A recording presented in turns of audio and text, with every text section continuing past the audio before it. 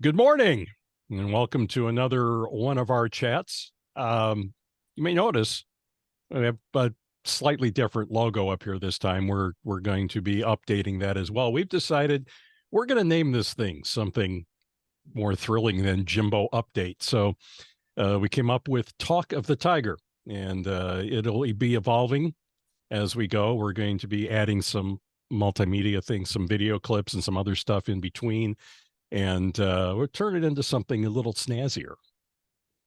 So let's get going. So first off, how are you doing this morning, Jim? Well, first of all, I'm doing great. I love Talk of the Tiger, which my illustrious webmaster Paul Brown came up with and his little old self, which I thought it was great. I couldn't beat it. And Mark Alano is going to be doing a fancy logo that you'll be seeing. This is just a placekeeper, but it is the Talk of the Tiger, and it is we have a lot to share today. All right, let's get started. So the first thing I want to talk about is the Ides just recently did a couple of shows that were pretty cool. The first one that you did was at Space in Evanston. Yeah, Space is a great venue. I've played there before with other amalgamations, but this is the first show the Ides of March have done at Space. And the place was packed, and the acoustics and the PA are fantastic. The people were rabidly into it, which we love. Saw a lot of familiar faces, a lot of fans, a lot of extreme fans in the front two rows, and then a lot of new people that we're seeing the Ides for the first time. I mean, we're way up north in Evanston. You know, it's like such a trek up there, but it's worth it. If anybody wants to go to Space, it's a great venue. So that was just a tremendous show, and we stayed around and signed merchandise and signed autographs, shook hands, shook babies. No, we didn't shake babies. We just shook hands. Kiss babies. Kiss babies. There you go. Hands. That's what it was. Yeah. Anyway, it was a great show. So check out Space. In fact, I just heard from Alice Peacock. She played there this weekend. Yeah. So yeah, and she's a dear friend. I was at her and Hal's wedding way back when, and she's a treasure. And then the next one you did was just this past weekend, and that was at another really cool place, the Acorn Theater over in Three Oaks, Michigan. Yeah, that is a stomping ground for the Ides of March and so many other bands. You know, it's about an hour and 10 minutes from Burr Ridge, and well worth the trek from anywhere in Illinois. And the Acorn is great acoustically, great sight lines. It's like a 180-degree audience. You know, it's very broad and a great stage. And we always kill there because we're so motivated. You know, well, we're always motivated. The Ides of March treat every show like it's our first show. But, you know, we're always excited to be up there, and I think it shows at the Acorn. So it's too late when you realize what you have. My mind is back to the girl I met long years ago. It's what I'm losing, but don't let go. If we cling too tightly, gonna lose control.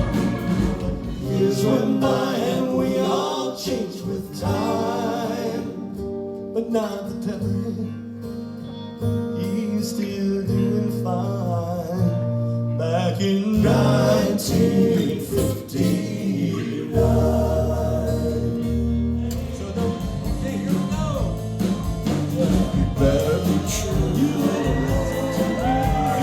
It's watching me. So watch what you do. Or wreck your life too. Listen to me. You didn't listen to me. Now I got to know that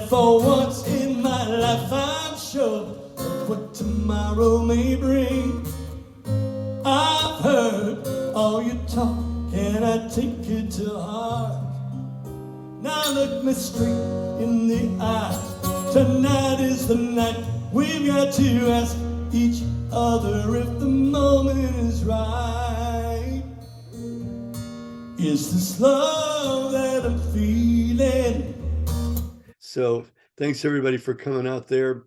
And I know there'll be more Acorn shows. We're there at least twice a year. Yeah, and there was it inspired some weird stuff. You were doing the Eye of the Tiger story, and you decided to just go ahead and back it up with a guitar. Yeah, that that's one of those spur of moment things that happen when you're really comfortable with an audience and of course your band. And I used to do a thing back in the day where I would sing along with my guitar leads. Santana used to do it, various other people do it, jazz guys do it all the time.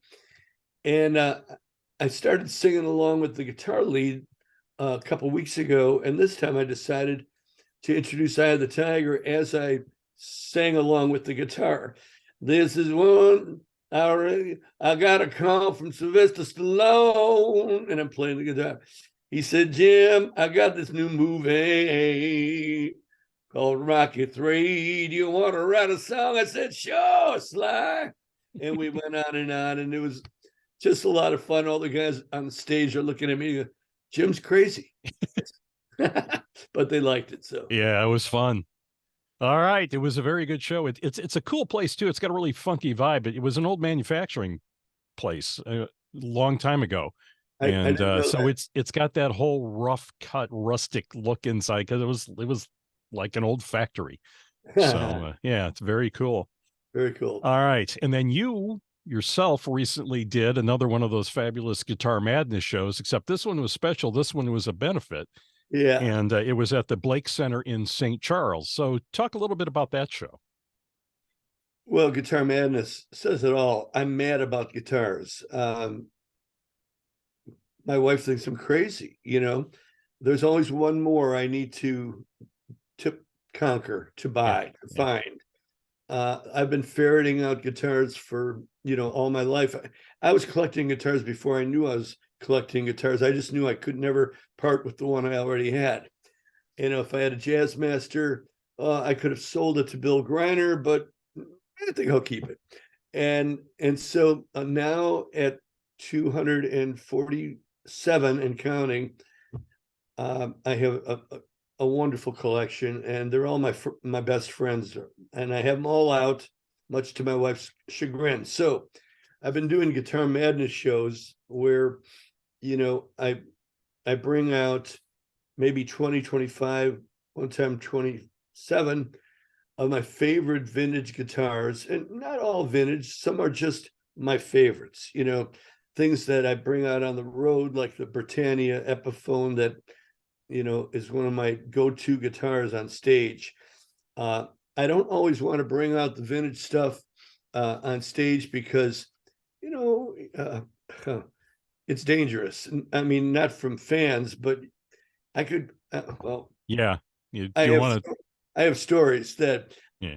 my strap will break, vintage guitar will crash to the floor and the neck will break. That actually happened to a Deere J200 acoustic, Mm, which I repaired, but still broken. Anyway, yeah. so the great benefit show we did, all of a sudden Ron Onesti shows up. What are you doing here? He says, well, I'm donating the catering. God bless you, Ron.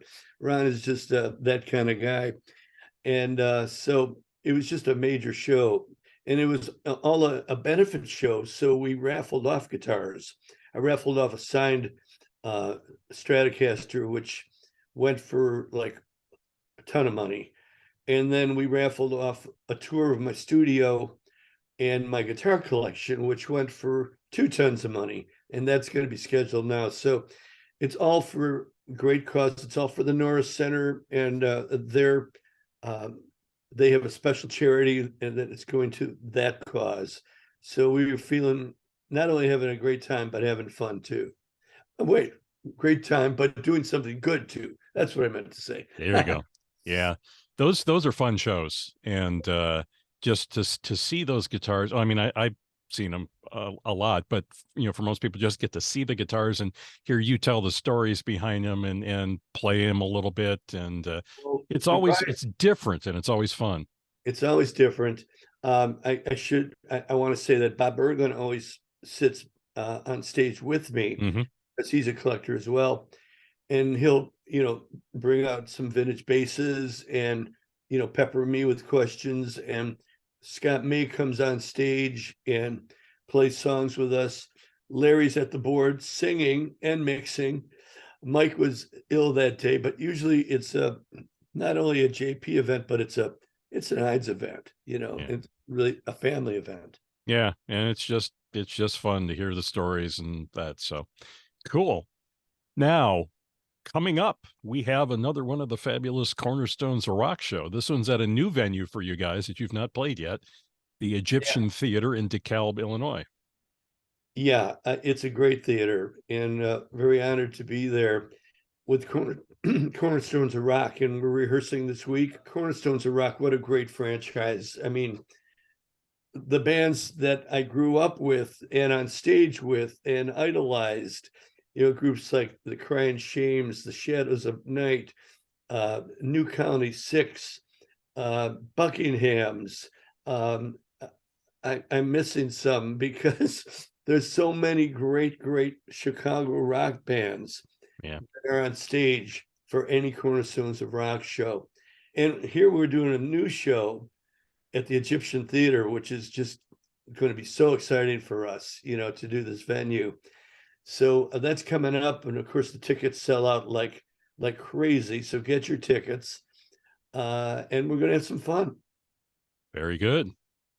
And we're going to shift gears a little bit into Pride of Lions because the new album is coming out. However, there's the first video has been released, and it's produced by Greg at Jaffe, and it's for the song Greg Greg Bizzarro. Bizzarro. Yep. And that is his real name. Yeah, it is. And he is bizarre, but not that bizarre. Just talented. Go ahead. Yeah, an incredibly talented video producer. He's worked with Jim a lot. He's worked with all the recent Dennis DeYoung videos for the two albums Dennis just did. He's worked with Jimmy Jameson. And he's worked with a lot of people. Greg is just really, he and his team are spectacular. Blind 2 Reason is the first release from the new, soon to be released or drop, as the kids say, Pride of Lions album Dream Higher. That's coming out on June 15th on Frontiers. And, a lot of the, I'm not saying it, but I've been doing interviews for the last 2 weeks, and the critical reviews are saying this is the best Pride of Lions album since like your first Pride of Lions album in 2003, which is music to my ears because Toby Hitchcock and I this is our 8th album, counting the live album. So it's a high bar, and Toby, I'm so blessed to be working with Toby Hitchcock. When I left Survivor, I was looking for that singer that could inspire me like Jimmy Jameson or Dave Bickler or Don Barnes, and some of the great singers I worked with, and I found Toby Hitchcock, and he was in the audience at the Popcorn Festival in Valparaiso as the Ides were playing. He came up to me afterwards, and the rest is history. But so yeah, I'm really excited about the Dream Higher album on Frontiers, dropping on the 15th of June. Now we are planning a release party to be announced. It'll be soon after that. And info right here at Paul Brown's podcast. Yeah, we'll get that information out for you as soon as we know. By the way, I love your t-shirt. Thank you very much. Vintage. I think this is like the first or second tour. It probably is. It's still my favorite image. A local artist did that for me. I have the actual oil painting in my basement. It's a wonderful image of a tiger. Yeah. Now, as I've told you before, I've heard the songs from the album, and this album does sound different. I mean, it's got a different texture. Some of the songs have a whole different feel to them than what we've heard in the past from Pride of Lions. So it sounds really fresh. So I really think the fans are going to dig this because I mean it really has a new aggressive sound to it. So Well, thanks, Paul. It's music to my ears. We always do the best we can, and Toby and I were really striving, as always, to make the best Pride Alliance album we've ever made. And so far, the reviews have been tremendous, and the feedback from the video. The video is really cute too, if you get to see it. You know, the two young actors that Greg and I found together are just so adorable. I mean, they really have a great chemistry together, and you can feel it on screen. yeah. If you go to the Pride Alliance Facebook page, we've got the link posted there. It's up on the Frontiers YouTube channel. So if you go look for it, and I'll put a link down in the notes here when we get this posted too. So speaking of new videos, you've got a song that you've been working on for cancer benefit, and it's called "Fight of Your Life." And the video is done or almost done. This song's got some pretty cool guest stars. Wow. Well, it's called "The Fight of Our Life," and Michelle Abrams kind of spearheaded it with me. I did a show for her with the Ides of March in Seattle, where she lives, and it was another cancer benefit. She has this in concert for cancer foundation, raises tons of money for cancer research, and Michelle is just a natural wonder and a dear friend. And we started talking about a real cancer anthem. Jim, could you write one? Is the Pope Polish? Yeah. So I wrote "The Fight of Our Life" with a little help from Michelle and input. And then we started rounding up some of our favorite people to be on this record.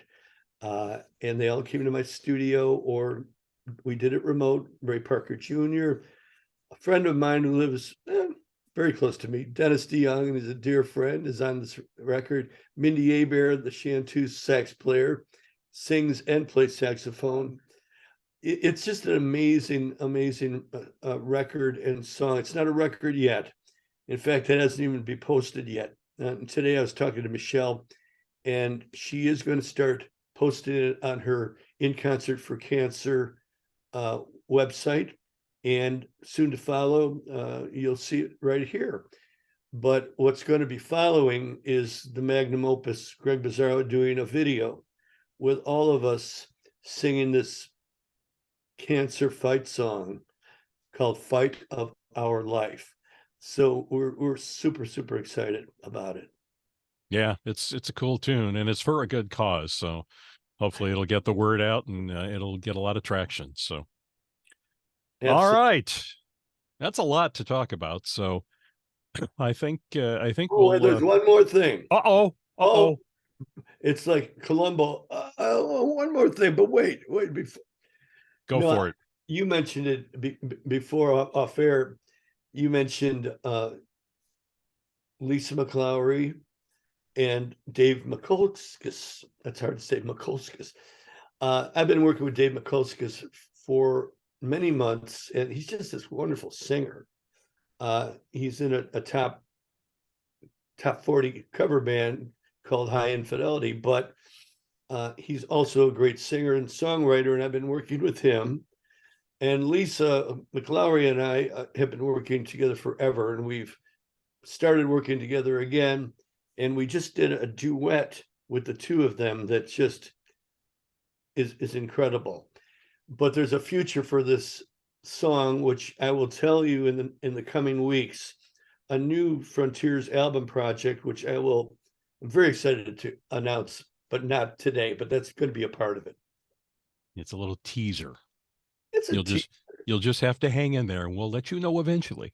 Exactly. And thank you, Paul. You always do such a great job. You're so knowledgeable and a dear friend as well.